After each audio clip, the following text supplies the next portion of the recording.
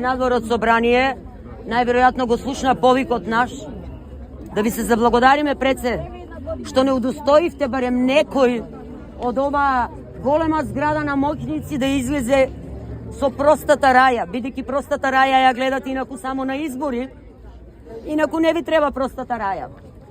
Уште еднаш благодариме опозицијо, но имаме две прашања до вас.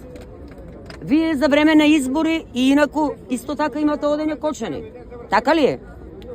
Ја знаете дискотеката Пулс, која што веќе вашите колеги ја нарекоа штала. Ако сакаа индиректно да кажат дека ние граѓаните од Кочани сме говеда па сме влегувале во штала, и тие биле затоа што тие биле во таа штала.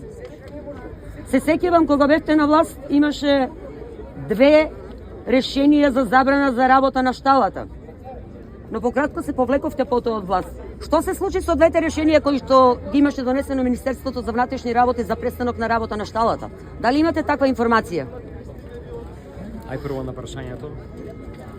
Не знам на вистина и затоа ние цело време од почетокот, непосредно после трагедијата, даваме подршка на институциите да имаат неселективна работа и страјк. И во однос на првата работа, не треба да се заблагодарувате. Не е точно дека немаме контакт со луѓето. Не сакам да полемизирам. И во Кочани и на секаде. Малте не да дневносно, но сакам да потенцирам една работа, што мислам дека е многу важна. А тоа е дека ова излегување, сакам да знаете дека нема за цел да донесе некој политички поен.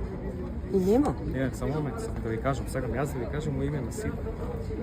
Тоа беше нашата дилема, секогаш за тоа како присуствуваме и дали воопшто имаме контакт со вас. Нема овде никаква желба за политизација.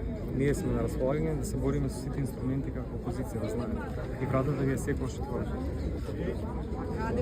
Никаков политички поен од тоа што сега